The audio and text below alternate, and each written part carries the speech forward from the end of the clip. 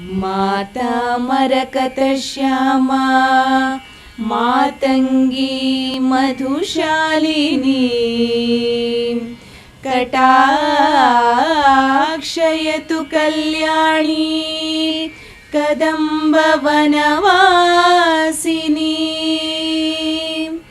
ಜಯ ಮಾತಂಗತನಯೇ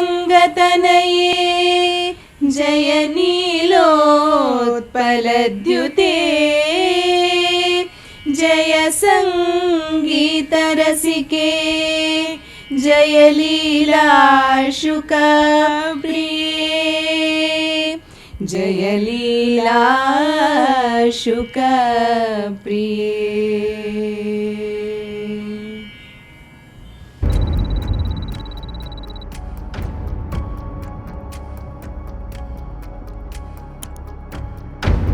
ಪಾರ್ವತಿ, ದುರ್ಗೆ, ದೇವಿ, ಭದ್ರೆ, ಕಾಳಿ, ವಿನಾಶಿನಿ, ಗೌರಿ ಹೀಗೆ ಹಲವಾರು ಹೆಸರಿನಿಂದ ಕರೆದ್ರೂ ಅವಳು ಲೋಕದ ತಾಯಿ ಜಗನ್ಮಾತೆಯೇ ಆಗಿರ್ತಾಳೆ. ಲೋಕದ ಪ್ರತಿಯೊಂದು ಜೀವಿಗಳನ್ನ ತಾಯಿಯಂತೆ ಸಲಹುವವಳು ಜಗನ್ಮಾತೆ. ಇವಳ ಹೆಸರನ್ನ ಒಂದ್ಸಲ ನಾವು ಕರೆದ್ರೂ ನಮ್ಮೊಳಗೆ ಯಾವುದೋ ಒಂದು ಪಾಸಿಟಿವ್ ಎನರ್ಜಿ ಪಾಸ್ ಆದ ಹಾಗೆ ನಾವೆಲ್ಲರೂ ಫೀಲ್ ಮಾಡಿರ್ತೇವೆ. ಇಂತಹ ತಾಯಿಯ ಹಲವಾರು ರೂಪಗಳನ್ನ, ಆ ರೂಪದ ತತ್ವಗಳನ್ನ ಅಧ್ಯಯನ ಮಾಡಿ ಸಾಧಿಸಿ ತೋರಿಸಿದವರೂ ಇದ್ದಾರೆ. ಶುಭಾಂಗೀಂ ಸುಖದಾರಿಣೀಂ ಸುಂದರಾಂಗಿ ವರಪ್ರದಾಂ ಮೋಹನಾಂಗಿ ಚ ನಾದಾಂಗೀಂ ಮಾತಂಗೀಂ ಪ್ರಣಮಾಮ್ಯಹಂ.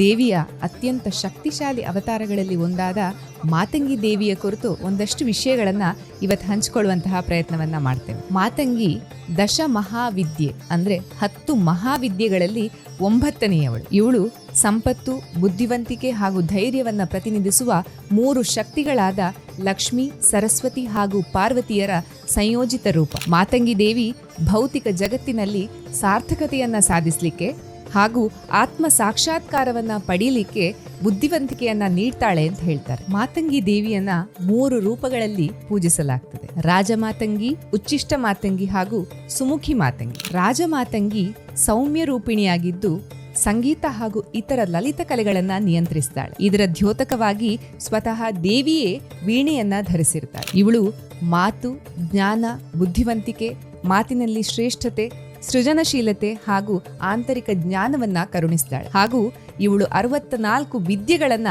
ಪ್ರತಿನಿಧಿಸ್ತಾಳೆ. ಇವಳನ್ನು ಪೂಜಿಸುವ ಯಾವುದೇ ವ್ಯಕ್ತಿಯೂ ತನ್ನ ಕಲೆಗಳ ಸಾಧನೆಯಲ್ಲಿ ತೊಡಗಬೇಕಾದ್ರೆ ಈ ದೇವಿಯ ತತ್ವ ಸಹಕರಿಸ್ತದೆ ಅಂತ ಹೇಳ್ತಾರೆ. ಬೇರೆ ಬೇರೆ ಪ್ರದೇಶಗಳಲ್ಲಿ ಈ ದೇವಿಯನ್ನ ರಾಜಮಾತಂಗಿ, ರಾಜಶ್ಯಾಮಲ, ಭುವನೇಶ್ವರಿ, ಮೋದೇಶ್ವರಿ, ಕಂಚಿ ಕಾಮಾಕ್ಷಿ, ಮಧುರೈ ಮೀನಾಕ್ಷಿ ಹೀಗೆ ಹಲವು ಹೆಸರಿನಿಂದ ಹಲವು ರೂಪಗಳಲ್ಲಿ ಪೂಜಿಸ್ತಾರೆ. ರಾಜಮಾತಂಗಿ ದೇವಿಯನ್ನ ನೀಲಿ ಬಣ್ಣದಿಂದ ವರ್ಣಿಸಲಾಗ್ತದೆ. ನೀಲಿ ಆಭರಣಗಳನ್ನ ತೊಟ್ಟ ದೇವಿ ಕಮಲದ ಮೇಲೆ ಅಷ್ಟಭುಜೆಯಾಗಿ ಕುಳಿತಿರ್ತಾಳೆ. ತನ್ನ ಅಷ್ಟಭುಜಗಳಲ್ಲಿ ಶಂಖ, ಚಕ್ರ, ಕಮಲ, ಕಬ್ಬು, ಗಿಳಿಗಳನ್ನ ಧರಿಸಿ ವೀಣಾಪಾಣಿಯಾಗಿ ಸೌಮ್ಯ ರೂಪಿಣಿಯಾಗಿದ್ದಾಳೆ ಈ ದೇವಿ. ಈ ರಾಜಮಾತಂಗಿಯನ್ನ ಲಲಿತಾಂಬಿಕೆಯ ಸಾತ್ವಿಕ ರೂಪ ಅಂತಲೂ ಕರೆಯಲಾಗ್ತದೆ. ಮಾತಂಗಿಯ 2ನೆಯ ರೂಪ ಉಚ್ಚಿಷ್ಟ ಮಾತಂಗಿ. ಉಚ್ಚಿಷ್ಟ ಅಂತ ಹೇಳಿದ್ರೆ ಊಟವಾದ ನಂತರ ಅಥವಾ ತಿಂದು ಮುಗಿಸಿದ ಮೇಲೆ ಉಳಿದ ಊಟದ ಭಾಗ ಅಂತ ಹೇಳುವ ಅರ್ಥ. ಉಚ್ಚಿಷ್ಟ ಮಾತಂಗಿಗೆ ತಿಂದು ಉಳಿದಿರುವಂತಹ ಅಥವಾ ನಮ್ಮ ಸಂಪ್ರದಾಯದಲ್ಲಿ ಅಶುದ್ಧ ಅಥವಾ ಎಂಜಲು ಅಂತ ಹೇಳುವಂತಹ ಆಹಾರ ಬಹಳ ಇಷ್ಟ ಅಂತ. ಅದಕ್ಕಾಗಿಯೇ ಇವಳಿಗೆ ಈ ಉಚ್ಚಿಷ್ಟವನ್ನ ನೈವೇದ್ಯವಾಗಿ ನೀಡುವಂತಹ ಸಂಪ್ರದಾಯ ಬಹಳ ವಿಶೇಷ. ಇದರಿಂದಲೇ ಈ ದೇವಿಯನ್ನ ಉಳಿದ ಅಥವಾ ಶೇಷ ಅಂತ ಹೇಳಿ ವರ್ಣಿಸೋದ್ರ ಜೊತೆಗೆ ಮಾಲಿನ್ಯದ ದೇವತೆ ಅಂತಲೂ ವರ್ಣಿಸಲಾಗ್ತದೆ. ಇವಳು ಉಗ್ರ ರೂಪಿಣಿಯಾಗಿರ್ತಾಳೆ. ಈ ದೇವಿಯನ್ನ ಪೂಜಿಸಬೇಕಾದ್ರೆ ಅತಿಯಾದ ಶುದ್ಧತೆಯ ಅಗತ್ಯ ಇರುವುದಿಲ್ಲ. ಸ್ನಾನ, ವ್ರತ, ಉಪವಾಸ ಯಾವುದನ್ನೂ ಈ ದೇವಿ ಬಯಸುವುದಿಲ್ಲ. ಉಚ್ಚಿಷ್ಟ ಮಾತಂಗಿ ಅರಣ್ಯದ ಜೊತೆಗೆ ಅವಿನಾಭಾವ ಸಂಬಂಧವನ್ನ ಹೊಂದಿರೋದ್ರಿಂದ ಇವಳನ್ನ ಬುಡಕಟ್ಟು ಜನಾಂಗದ ದೇವತೆ ಅಂತಲೂ ಉಲ್ಲೇಖಿಸಲಾಗ್ತದೆ. ಈ ದೇವಿ ಕಾಡಿನಲ್ಲಿ ವಾಸಿಸುವವಳು, ಕಾಡಿನಲ್ಲಿ ನಡೆಯುವವಳು, ಅರಣ್ಯವನ್ನ ತಿಳಿದವಳು, ಅರಣ್ಯವನ್ನ ರಕ್ಷಿಸುವವಳು, ಅರಣ್ಯವನ್ನ ಆನಂದಿಸುವವಳು ಅಂತ ಹೇಳುವುದರ ಜೊತೆಗೆ ಈ ದೇವಿಯ ಪೂಜೆ ಪ್ರಕೃತಿಯ ಪೂಜೆ ಅಂತ ಹೇಳಿ ಉಲ್ಲೇಖ ಮಾಡ್ತಾರೆ. ಮಾತಂಗಿಯ 3ನೆಯ ರೂಪ ಸುಮುಖಿ ಮಾತಂಗಿ. ಇವಳನ್ನ ಸರಸ್ವತಿಯ ತಾಂತ್ರಿಕ ರೂಪ ಅಂತ ಹೇಳಿ ಕರೆಯಲಾಗ್ತದೆ. ಆದ್ರಿಂದಲೇ ತಾಂತ್ರಿಕ ವಿಧಿವಿಧಾನಗಳಿಂದ ಈ ದೇವಿಯನ್ನ ಪೂಜಿಸಲಾಗ್ತದೆ. ಸುಮುಖಿ ಮಾತಂಗಿ ಕಾಳಿಯಂತೆ ಉಗ್ರ ರೂಪಿಣಿಯಾಗಿದ್ದು ಕೆಂಪು ಬಣ್ಣದಲ್ಲಿ ಇವಳನ್ನ ವರ್ಣಿಸಲಾಗ್ತದೆ. ಈ ದೇವಿಯನ್ನ ಪೂಜಿಸುವುದರಿಂದ ನಮ್ಮ ಶತ್ರು ನಾಶವಾಗ್ತದೆ ಅಂತ ಹೇಳಿ ನಂಬಲಾಗಿದೆ. ಇದರ ಜೊತೆಗೆ ಸುಮುಖಿ ಮಾತಂಗಿ ಮನೋಕಾರಿಣಿ ಹಾಗೂ ವಿದ್ಯೆಯ ಅಧಿದೇವತೆ ಅಂತಲೂ ಹೇಳಲಾಗ್ತದೆ. ಮಾತಂಗಿ ದೇವಿಯ ಹಲವು ರೂಪಗಳನ್ನ ನೋಡ್ತಾ ಹೋಗ್ಬೇಕಾದ್ರೆ ಅವಳ ಹುಟ್ಟಿನ ಬಗ್ಗೆ ಒಂದು ಕಥೆ ಸಿಗ್ತದೆ. ತ್ರೇತಾಯುಗದಲ್ಲಿ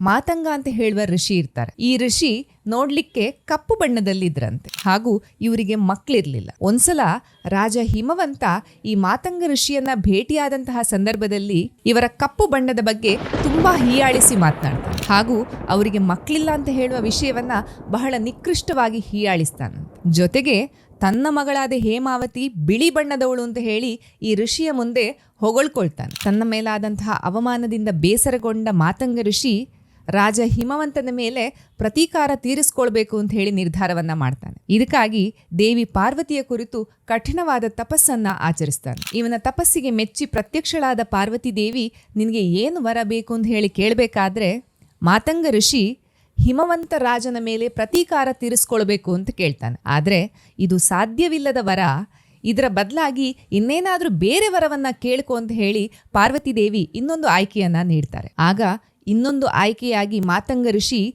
ಪಾರ್ವತಿ ದೇವಿಯೇ ತನ್ನ ಮಗಳಾಗಿ ಹುಟ್ಟಬೇಕು ಅಂತ ಹೇಳುವ ವರವನ್ನ ಕೇಳಬೇಕಾದ್ರೆ ಪಾರ್ವತಿ ಇದಕ್ಕೆ ಒಪ್ಪಿ ಆ ಋಷಿಯ ಮಗಳಾಗಿ ಜನ್ಮ ತಾಳ್ತಾಳೆ. ಸಂತೋಷಗೊಂಡ ಮಾತಂಗ ಋಷಿ ತನ್ನ ಮಗಳಿಗೆ ಲಘುಶ್ಯಾಮ ಅಂತ ಹೇಳುವ ಹೆಸರಿಡ್ತಾರೆ. ಲಘುಶ್ಯಾಮ ಅಂತ ಹೇಳುವ ಹೆಸರಿಗೆ ಬೆಳಕು ಹಾಗೂ ಕತ್ತಲೆ ಅಂತ ಹೇಳುವ ಎರಡೂ ಅರ್ಥ ಇದೆ. ಮುಂದೆ ಮಾತಂಗನ ಮಗಳಾದ್ರಿಂದ ಈ ಲಘುಶ್ಯಾಮ ಮಾತಂಗಿ ಅಂತ ಹೇಳಿ ಕರೆಸ್ಕೊಳ್ತಾಳೆ. ಹಾಗಾಗಿ ಈ ಮಾತಂಗಿ ದೇವಿ ಸ್ವತಃ ಪಾರ್ವತಿಯೇ ಆಗಿರ್ತಾಳೆ ಅಂತ ಹೇಳುವಂತಹ ನಂಬಿಕೆ ಇದೆ. ಹಿಂದೂ ದೇವತೆ ಹಾಗೂ ಶಕ್ತಿಗಳ ಬಗ್ಗೆ ಬೇರೆ ಬೇರೆ ದಂತಕಥೆಗಳು, ಹಲವಾರು ದೃಷ್ಟಿಕೋನಗಳು, ಹಲವಾರು ಆಯಾಮಗಳು ಇದ್ರೂ ಸಹ ದೇವರ ತತ್ವ, ದೇವರ ಮೇಲಿನ ಭಕ್ತಿ ಮಾತ್ರ ನಮಗೆ ಮುಖ್ಯ ಆಗಿರೋದ್ರಿಂದ ಆ ವಿಭಿನ್ನ ತತ್ವಗಳನ್ನ ನಿಯಮಾನುಸಾರ ಪೂಜಿಸಿದ್ರೆ ಅದರಿಂದ ಭೌತಿಕ ಹಾಗೂ ಆಧ್ಯಾತ್ಮಿಕ ಪ್ರಯೋಜನ ನಮಗಾಗ್ತದೆ ಅಂತ ಹೇಳಿ ನಂಬಲಾಗ್ತದೆ. ಇದೇ ಆಶಯದೊಂದಿಗೆ ಇನ್ನೊಂದು ಇಂಟ್ರೆಸ್ಟಿಂಗ್ ವಿಷಯವನ್ನ ಮುಂದಿನ ವಿಡಿಯೋದಲ್ಲಿ ನಿಮ್ಮೊಂದಿಗೆ ಹಂಚ್ಕೊಳ್ಳಿಕ್ ಬರ್ತೇವೆ ಟೀಮ್ ಅನರ್ಥಿಂಗ್ ಅನ್ವೇಷಣೆಯಲ್ಲಿ.